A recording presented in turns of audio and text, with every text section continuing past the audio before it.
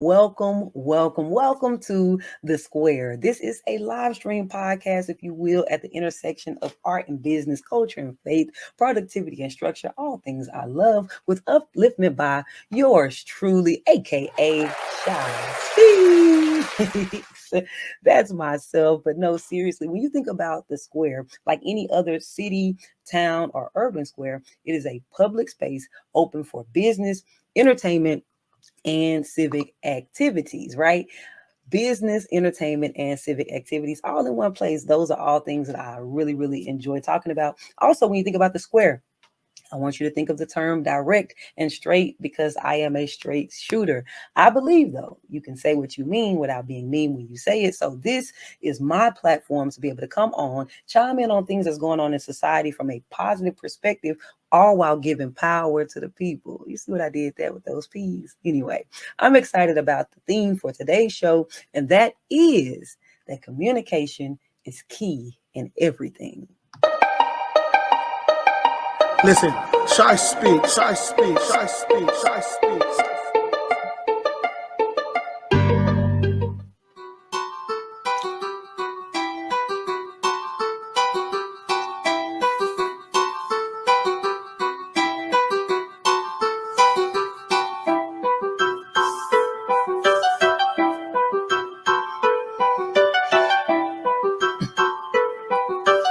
Today, we are diving into a topic that's absolutely essential for success in every aspect of life: communication. In this video, we'll explore 3 compelling reasons why communication is truly key in everything, unlocking doors to achievement, connection, and growth. We say that communication is key with romantic relationships, but I'm telling you, no, communication is key in everything. So without further ado, let's get started. Listen, Shy speaks.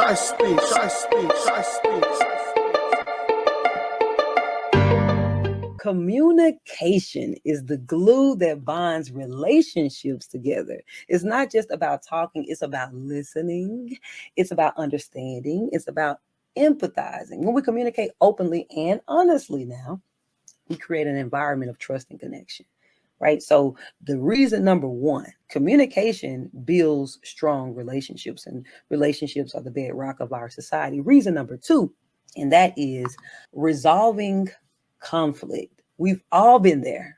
Disagreement, conflict, all of that is a part of life. But you're not going to be able to resolve it if you don't understand that communication is key. Truly, when we communicate with somebody, effective communication that is, it serves as a bridge to understanding, right? I said that earlier: active listening, understanding, emphasizing. But truly, you want to be able to get an understanding. You want to be able to understand whatever kind of stand you have to stand when you're standing in conflict, okay? And so what you want to do is express your viewpoint and allow the other person to express their viewpoint. And doing so, when we're actively listening, we're chiming in, it's basically turning adversity into opportunities for us to learn and to adapt and us to grow. I'm telling you, you cannot resolve conflict without the power, that key of effective communication. Reason number 3, and that is it is a driving force of success and achievement. I will say, for me, being able to communicate has unlocked so many doors. I actually think that I was it Warren Buffett who said that if you really want to excel, you got to be able to talk, you got to be able to communicate, right? That's like, that takes you to the next level in anything that you're doing. But truly, I want to say that communication is a driving force behind, like, projects with teams, or pursuing personal goals, or advancing in your career. It's some type of secret weapon. I'm telling you, it really is. When we communicate our ideas, okay, and we ask questions and we provide feedback, and it becomes the fertile ground for creativity and progress. I was watching a show the other day, and people were communicating. They were all from different backgrounds. One was an engineer, one was an architect, one was a stylist, but and there was another, like, one was a business person. They all came together and they were talking. They were able to come to such innovative solutions together. They all threw their ideas out there one by one. They came to the table, but it was something about when they were able to communicate together, listen, I don't know, clearly. It just transformed things, and they were able to achieve extraordinary results that they wouldn't have been able to do by themselves. But I'm telling you, when you're communicating, it actually effectively now, I'm telling you, it's key. You got to embrace it. Like, communication is not key. There's so many other keys. I'm telling you, communication is key. It helps you find the answers to questions that you have. I'm telling you, getting that feedback from people, all of that. It's creativity. It's all those things. Listen, if you haven't noticed by now, I love communication. And in conclusion, I just want you to understand that it unlocks countless opportunities. It builds bridges between individuals. It helps us navigate challenges with conflicts. It propels us towards our dreams. By honing our communication skills, we foster relationships that thrive. Okay, thrive. Yes, I had to pause because you don't want just relationships that's there. You want it to be thriving through what? Communication. Resolving conflict with what? Grace. Where you get that grace from? Because you're actually listening, actively listening to each other, walking in understanding. And it paves the way for success because it opens up your potential as an individual, but it also gives you the ability to get questions and feedbacks from others. It doesn't matter if you're a student, you're a professional, if you're a business person, like, it doesn't matter. Whatever the complexity is, communication is the answer. So as I wrap up this discussion on why communication is key, okay, if you found this video to be insightful, I want you to like, share, and subscribe to our channel for valuable insight like this. Just little nuggets of encouragement for you to realize, no, it really is key. I also want you to consider, if you have not, making a lifelong commitment to ever increasing your communication skills, because I'm telling you, it unlocks the doors to unlimited potential. I'll see you in the next video. Listen, ShySpeaks, ShySpeaks, ShySpeaks, ShySpeaks. You might have heard of the recent controversy surrounding Keke Palmer and Usher. But beyond the headlines, there are so many lessons that we can learn there, especially as entrepreneurs. Now, look, they took backlash and turned it into monetization. They took a fiasco and turned it into finances. Okay. Like, all within 1 month's time, with their recent single music video as well, collaboration titled Boyfriend. So if you don't know what's going on, I got you. Stay tuned. I'm actually going to share a snippet of the video. We're going to kind of have a laugh or two, but more importantly, if you really want to up your business game, you definitely want to keep watching it, because we are taking a deep dive into the world of business and entrepreneurship and entertainment all at the same time. Today, I got 3 business tips that I'm going to extract out of this situation. The single from the I Heard Your Boyfriend Was Looking For Me duo. If you don't know what that means, stay tuned. Let's get it. Listen, ShySpeaks, ShySpeaks, ShySpeaks, ShySpeaks. All right, so as a backdrop, Keke's boyfriend, basically, he caught a lot of backlash because he tweeted publicly on his own. He brought that kind of attention upon himself, where he was criticizing his child's mother for an outfit that she wore to Usher's concert. He felt like, it's the outfit for me though. And then he said, plus you somebody's mother, right? And then all that's gonna come full circle here in a minute. And I'm not laughing at the situation. What I'm laughing at is the fact that that situation brought criticism to him, Keke, Usher, criticism for everybody, okay? But they were able to take criticism, which is crisis mode, and turn it into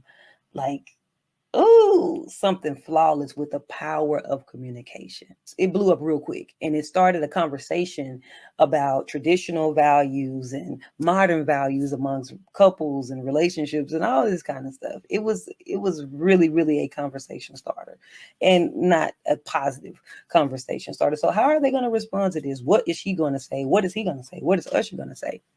And this right here is where I say this was some flawless PR, marketing, business communication type of stuff that went down right here. So if you are an entrepreneur or an aspiring entrepreneur, you want to lean in and grab these tips. Let's go.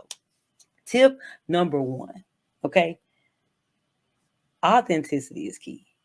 I say that because, man, Kiki responded in a way that was really befitting for her originally. When everything happened, it's kind of like, what is she going to say? And she says she came out with like a shirt that says, I'm a mother. Like at the end of the day, if you know her, she can address serious topics, but she can also be very silly. So that was a little bit of her banter in the moment. And I thought that was clever. Usher is not known for responding to stuff that happens online. He responds in different ways. And so he did the same thing. So they both remain very authentic to themselves. A lot of times when we're in crisis mode, we can allow that to like pull us into doing something else. Well, you got to go into this mode and go into this mode. And no, authenticity is key. Number two, okay, tip number two that I extracted out of the situation, reputation management.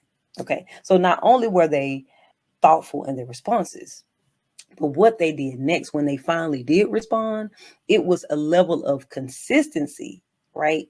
In what they actually deliver. Okay, so here's what I mean. When crisis happens, your reputation is skewed. People are now in the moment knowing you for whatever this drama is. Maybe you're in business and somebody wrote a negative review or somebody put some negative video out about you.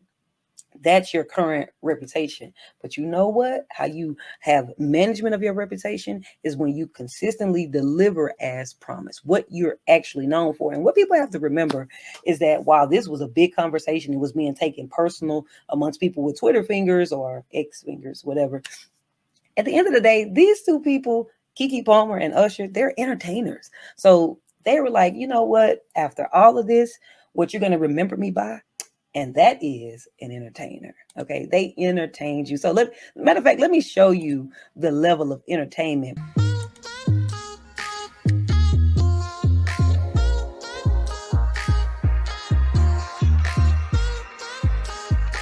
Somebody say that your boyfriend's looking for me. Ooh, that's cool. That's cool. Well, you should know I'm pretty easy to find. All right, so right off the top, we see Keke Palmer singing Usher lyrics, which is what girls do when they hear Usher songs. They sing Usher lyrics. So this kind of happens for quite a bit, right? So she's getting dressed. Turn the lights on. It seems natural for me to wander up to where you want. Okay, so eventually Usher comes in and you hear him or you see him singing his own song, which is really cool. I mean, there's so much I can say here. Let's fast forward a little bit and keep watching. Let's see, right? Let's just watch a little bit more. Wherever you go,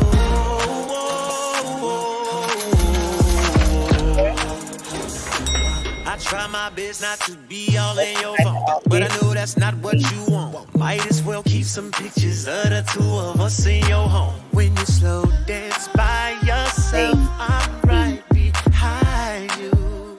Yeah, spray my fragrance on your skin. Her boyfriend was mad that she was being serenaded by Usher at the Vegas concert. Well, they're in a casino, which is kind of reminiscent of like a Vegas atmosphere. But the truth of the matter, she's just saying, well, listen, I like Usher. Like I've always liked him as a little girl. A lot of girls do. We go be happy to get serenaded. And yes, I'm an entertainer, but at the same time, I am still a girl. Okay. So she's getting to live out her dreams of being this artist who gets to basically have him with her, and it's just really cool. It's cool. Just I go wherever you go. All right, so we get to the end of the video here. Yes. And hello. This is the part where I would say a little bit of the shade. What time is it? Damn it, I missed the show. Shit, I'm so tired. I'm a mother, after all. Okay, so I had to go ahead and make room for that little shade that she did right there. It was kind of like, but at the same time, it was clever, which is like, yeah, I'm a mother. And she blinked like, I am a mother. I'm tired. I got a lot going on, newborn. But she said that because it was pointed out that she was a mother by her ex-boyfriend. This song is called Boyfriend. At the end of the day, this is epic trolling or epic entertainment. Again, reputation management, which is what they're known for. Tip number 3, and that is adaptability and resilience. Okay, so when I say adaptability and resilience, I want you to understand that markets change, trends evolve. I mean, challenges arise, but being able to pivot and innovate and recover from setbacks is what, man, that's what sets successful entrepreneurs apart. Again, this happened a month ago, and within a month, they were able to adapt. They probably had all kind of other things going on, all types of other demands, but they made room for this. Why? Because they needed to address this with proper communication. And so that's why I say this was like flawless PR victory. Also, I'm going to give you another tip. This is number 4. This is not even, I only said 3. The 4 is they leverage social media. I want to show you what they did. Let's head over to how they leveraged social media. All right, so we can see here on Usher's page, the day before, he put out this video. He says when fantasies become realities, which is girls who get to be in a music video and dance with their pop star crush that they've always had.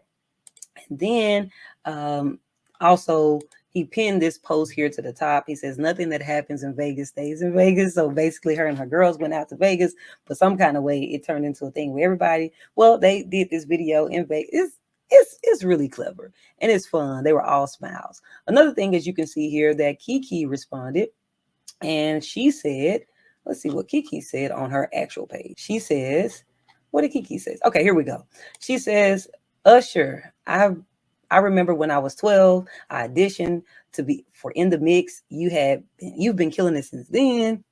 How much we love of the arts, your talent, your craftsmanship is rare. She goes on to say, you're a living legend. She says, thank you for encouraging me and seeing me as the entertainer that I am. Going back to that reputation management. Entertainer, this is what we're doing here. I know that I'm a girl, but when I watched the video, I didn't want to be the girl. I wanted to be you because basically you was killing it, okay? And, so that's what I'm saying. So they leverage social media here by, teasing the single and stuff like that. She teased it as well on her page. And also the thing that I would say is really cool is that they both leverage social media where all the hoopla actually started, where the conversation started. So let me go back there because y'all were already talking about it, and then let's all talk about it again. And because of that, as you can see, this thing has 2 million views in less than a day because they piggybacked off of the conversation. I could keep going on and on about all the reasons why I feel like this was a flawless victory, but to sum it up, the situation involving Keke Palmer and Usher is valuable, right? It provides so much valuable business insights. Authenticity matters. Reputation management is crucial, and adaptability along with resilience are essential traits for success. Neither one of them crumbled under the weight of this crisis. They did it. They walked through it with a stride and with a smile, and that's something that can be respected. People respect you more so as well if you're in business and you can resiliently walk through something. Now, that's a wrap for today's video. But if you found these business tips or this type of business breakdowns to be insightful as well as entertaining and comical and informative, I would encourage you to subscribe. Hit the button, the subscribe button. Yep, hit that right there. You want to hit the subscribe button right there. Yes, we definitely want you to hit the subscribe button. Thank you so much for watching. And remember, every situation, whether good or challenging, let it teach us something valuable for our entrepreneurial journey. That's it. I'll see you in the next video. Listen, ShySpeaks, ShySpeaks, ShySpeaks, ShySpeaks. Enes Kanter Freedom, a prominent former NBA player known for his outspoken views on human rights and social justice, brings a unique and impactful perspective to the ongoing conversation about transgender athletes. I'm going to go there in just a minute, but I want to say the conversation about transgender athletes has been happening for a while. We've seen it on the grade school level, the collegiate level, even in some professional sporting arenas like wrestling and MMA, where trans women are dominating the sport. People are on different sides of the coin on whether or not this is fair. Now, when we're having conversations about equality, we have to also think about if it's fair for all. And so Kanter weighed in with his opinion, but his perspective was immediately shot down by a number of people. Not only was his opinion criticized, but he himself was personally criticized for stuff that didn't have anything to do with the societal topic that he was actually addressing. And it got me to thinking, like, is this cool? Is it cool how quickly we begin to shoot people down when they try to chime into the conversation? And I think the answer for me is no. So in this video, yes, in this video right here, I want to bring clarity around when and why people's perspectives matter on a given topic in hopes to nudge us into like arriving at a normalization of listening to the right people at the right time for the right reasons. Again, I said when people's opinion matter. Does his opinion matter? Who is he? Is he qualified? Let's get into it. Listen, ShySpeaks, ShySpeaks, ShySpeaks, ShySpeaks.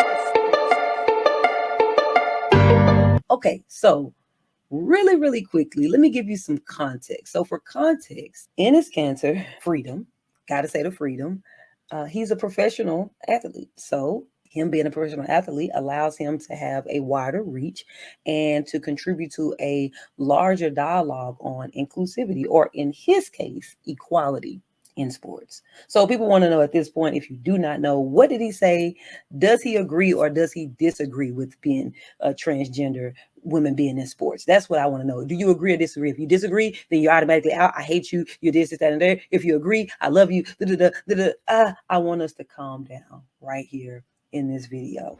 But whatever views he has, we want to understand why he thinks that. Why is really important. So let's get into what he actually said. I want to share a little bit of the feedback. No, actually, let's share a little bit of the conversation, right? We're going to share some of the conversation. Let's go right here. Former NBA player Enes Kanter Freedom is jumping into the debate around trans athletes and women's sports. He says men don't belong in women's spaces, restrooms, locker room, sports.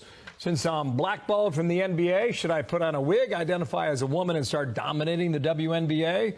He's with us now. Morning to you. I know a lot of that was sarcasm. You would dominate the WNBA, by the way. One of the things that was cut right there, and the thing is that I know a lot of that was sarcasm, because sometimes he's being sarcastic. Some people can be being sarcastic, but they can be making a really good point still. So he's like, I mean, some of that is sarcasm, but they go on to actually clear it up. And I say that to say, like, sometimes we don't like how people say what they said, but maybe that's just them being jovial, or their way of exchanging their own little banter or their own sarcasm. But does he actually have a point here? Does his remarks matter? Let's chime in. You would. What inspired that, Enes? I don't know if we have heard that from you up until this point. Oh, that's another thing. I don't know if we've heard that from you up until this point, right? Well, people feel like, well, have you ever talked about this before? So if you haven't talked about it before, well, your first time always has to be your first time, right? Like, so like maybe he will talk about women's issues and issues with gender and sport later, but maybe this was just his first time. So let's not shoot people down just because it's their first time, but let's see why. And then we'll be able to determine whether or not his opinion matters. And then, of course, like I said, I'm going to get to when it should matter, when we should have listening ears, and why. You know, I have been following what's going on. I have been listening to many people. I have been listening to my friends, Riley Gaines and many other politicians and governors. And this should not even be a debate. Men do not belong in women's spaces. Like I said in my tweet, restrooms, locker rooms, or sports, you know. So I think, you know, the more male athletes should come out and try to support women's in sport.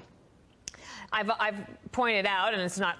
Okay, so from his assessment, he's basically saying that he seen the conversation going on. He's an athlete, and so he decided to chime in. Now, when we allow different people to enter the conversation, right, we get a different viewpoint. So I've heard people talk about this from kids, for example, maybe an 8-year-old boy and is transitioning to be a young girl. So by the time he's 9 years old, he wants to play soccer. And so it's kind of like, well, they're all 9 years old, just let them play, right?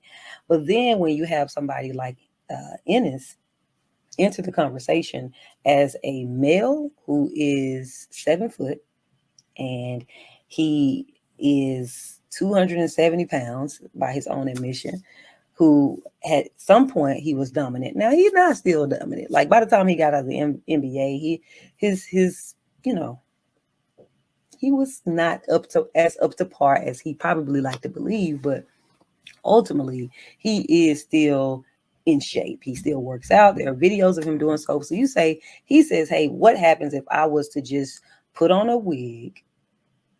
I want to begin to identify as a woman, and then I can just go dominate the WNBA. Like, if you really think about that, aside from how he said it and all that, consider it. This person is actually an athlete, right? And so you begin to think like, wow, that would be kind of unfair, right? Or that's a different way of looking at it, right? And so you begin to get a different perspective. That's what I want people to understand here. We are so quick to be like, oh, matter of fact, I want to show y'all what some of the people were saying about him. Just unwarranted, just because he chose to chime into the conversation, people were saying all sorts of mean things to him. So they were like, let's see, they're roasting him. People think he's a good basketball player. They just dunked on him. I mean, it's just all kinds of stuff. I saw somebody say that he was like, oh, I don't want to read that too much, but basically they said something about him being like a right winger and all this kind of stuff. Maybe he is. I don't know him. I don't follow him. I don't keep up with him. But what I do know is he's an athlete. So here's where we should begin.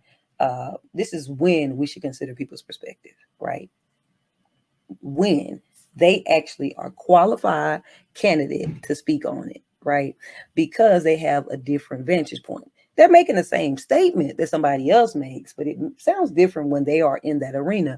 In fact, there was someone else who commented on it, and I actually want to share that too. This person said, here we go. Let's go ahead and let's share it. Say LeBron James changed his gender. You know what I mean? Okay, can he stay in the NBA, or because he's a woman, does he have to go to the WNBA where he will score 840 points a game? 840. I mean, I don't know. Are we trying to be funny? I mean, sometimes, anyway. Basically, the point here is someone else said it, but he's a comedian. He doesn't matter. He's joking, whatever. But if the actual athlete themselves who have taken assessment of it, who walk in those spaces, who are around athletes all the time, if they say, man, this may not actually be the fairest thing to do, we should consider it. I just want people to take that into consideration, because at the end of the day, he could be a qualified candidate. I say that he's qualified because he's in sports. He's not just weighing in on the latest technology on what's happening in brain surgery. Why would we care? We don't even need to give you platform. We don't even need to amplify what you're saying at all. He's not weighing in on aerospace engineering innovations and what they should be doing there, because he doesn't know anything about that. He's in his wheelhouse. So whether his point is in alignment with right wing or left wing or whatever political view you think, stop being so politically polarized that you're not actually able to listen to somebody who actually has like scope and has like ability. He has all the credentials. He has like, you know what I mean? Like, he should be here, right? He should be here, and we should consider his point. That's all I wanted to say. I'm not trying to say whether I agree or disagree with his point, whether you should agree or disagree with it. But if you take it into consideration, it may actually cause us to come to a final conclusion with what we're going to do about this situation, how we're going to address it in society. I say that because in sports, right, you have an angle. And at first, if you're looking at this from this angle, this one angle that the camera is on, it looked like it was legit. A play was legit. But then they pause it and they go review the camera angle. They switch the angle, and then you're like, oh, yeah, that was out of bounds. Right? So maybe you have a perspective and your perspective is from this angle, but when you consider it from somebody else's perspective, you begin to realize like, oh yeah, wait a minute, right? So I just want us to be able to do that, but we can't do that if we immediately start roasting people, considering them invalid. They're not invalid if they're in their wheelhouse. If they're in their wheelhouse, we want to hear from them. And here's another thing that I like that he said that he was trying to do. If we should listen to people if they're trying to inspire others to speak up. Okay, he said that he asked around his community and his sport, and not a lot of people were chiming in on it, and it's going on in sports. And so he figured, well, maybe they don't want to chime in because they're afraid of something. And I just want to warn as well, LGBTQI community, you all want to have a safe space. But there has to be a safe space for people to be able to engage in the conversation as well. People should not be afraid to say what they think about it, especially if they're a qualified candidate. Let's create safe spaces for communication and conversation, and eventually we'll arrive at a more 360 view of the situation, and we can come to a better conclusion. At least that's what I think. Now, I hope this video was helpful. I hope you understand that people's perspective really does matter, especially when they are, qualified to be there. And also, I hope it helped you to be open to hearing others' side of the topic, even if it disagrees with yours just a little bit, just thinking that maybe they're seeing it from a different camera angle view. And at the end of the day, we could come up with a synergistic, innovative compromise that serves all of us best, right? So do me a favor. I want you to drop me a comment. I want to know what you think about what I'm saying, because it bothers me of how quickly people's ideas are shut down. We don't know when to listen to people and when not. Sometimes we let people who all the way over here in tech talk to us about psychology. Then listen, there are times when people's opinion does matter. So it bothers me. So what do you think about that? Also, this is a safe space. You can tell me what you think about what should happen with the case of trans women in women's sports. Safe place here. Feel free to drop your notes, and I'll see you in the next video. Listen, ShySpeaks, ShySpeaks, ShySpeaks, ShySpeaks. Is it possible to have a peaceful dialogue with someone about a big issue with whom you drastically disagree? In my opinion, the answer is yes. I call those civil conversations. In this video, I'm going to be actually talking about why civil conversations are critical to our society, why we should be having them, who should be having them, etc. But first, I got to get into the actual definition of what it means to be civil and have a civil conversation all in all. Let's go. Listen, ShySpeaks, ShySpeaks, ShySpeaks, ShySpeaks. Now, by definition, I'm going to read the definition here. By definition, a civil conversation is a thoughtful, respectful exchange of ideas, opinions, and viewpoints between individuals, often with differing perspectives in matters, in a manner that promotes understanding, empathy, and productive outcomes. It's categorized by, it's an active form of listening. It's an open-mindedness. It is a willingness to engage in a dialogue without, here's the part, without resorting to hostility and aggression. That is what a civil conversation is. Now, I have at least 5 compelling reasons why civil conversations are critical to this society. Let's get into it. I'm so we got to talk about this, because people would just be saying anything to each other, and next thing you know, it's all out of pocket. And I just really hope that in my time here on earth that I'm able to foster some civil conversations. But more so, I want people to embrace this approach. Let's get into it. Listen, ShySpeaks, ShySpeaks, ShySpeaks, ShySpeaks. All right, so first and foremost, number 1, civil conversations provide a platform for people to share their experiences, beliefs, and concerns. It fosters understanding and empathy. Number 2, it promotes tolerance and inclusivity. If you don't like the word tolerance, maybe you will go with the word grace. We all need it. Let's face it, in our world is marked by an increasing polarization and divisiveness and all that kind of stuff. So we have to find a way to understand that we have a shared humanity with different nuances, different cultures, social and intellectual diversities. our experiences. And so when we embrace those experiences, we have more, right, diversity there. Like it's just the richness of diversity is there. But that can't happen if we don't have civil conversation. Civil conversation gives you the opportunity to sit down and have a respectful dialogue with somebody and create a space, right, where these different diverse voices that I was just talking about are acknowledged, right?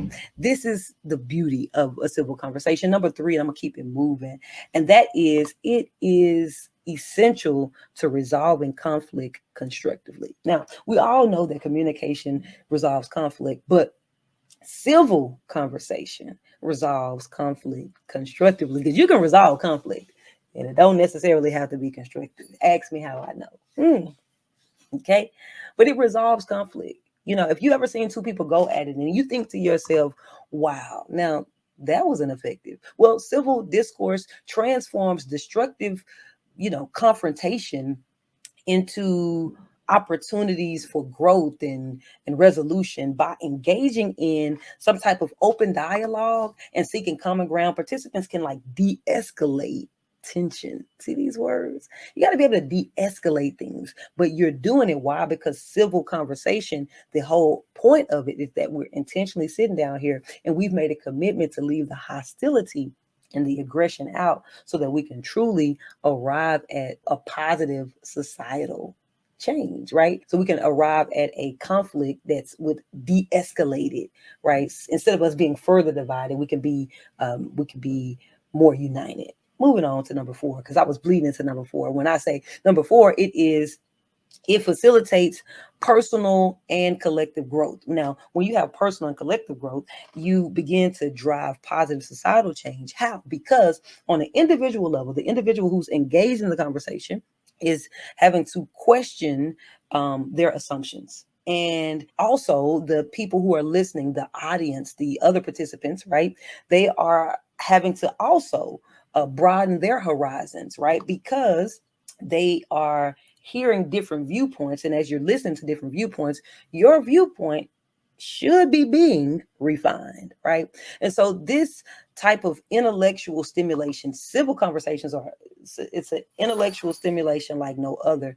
And once you intellectually stimulated, you can have informed decision making. And after you have informed decision making, you can actually basically have better civic engagement. And it, again, like I said earlier, it drives societal change in a positive direction. Because let me go ahead. Let me go to number 5. Number 5, and that is it strengthens our democratic values. We live in a democratic society right here in the United States, not Democrat or Republic. I'm talking about a democratic society, right? And in this type of society, the bedrock of our society is having informed citizens, right? So meaningful discussions allow citizens to have that type of engagement with complex issues, with policies and all that kind of stuff. We got to be able to sit around and talk. We need to be able to hold our leaders accountable. You see such things as town halls and those types of things. Well, the town hall is an informative thing, but there's open for dialogue and discourse between a group of people. They cannot make informed decisions in a democracy if they're not well informed. Basically, you need to be a well-informed citizen. And the best way to be well-informed is to actually listen to people share different viewpoints, refine your viewpoint, and then you go make a decision. I could go on and on and on about this, which is why I created Civilized Fest. Civilized Fest has a civilized concert stage and it has a civilized conversation stage. And we talk about everything from racial equity to financial equity to youth. Our youth is man, I'm telling you, you should go check it out. civilizedfest.com. Boom, shameless plug. But listen, in conclusion, a civil conversation, man. A civil conversation is essential in society because it promotes understanding, tolerance, grace, conflict resolution, personal growth, and again, it strengthens our democratic values. By engaging in civil conversations, individuals, they can contribute to the embetterment of themselves and to their communities. They can foster a sense of unity, right? A sense of unity in their shared humanity. They can celebrate the richness of their differences, right? All at the same time. I see your difference. I can celebrate your difference. I can then, however, sit down and come to a better conclusion, considering that you were heard and what your needs are. I'm telling you, it's just, but none of that happens when you just, I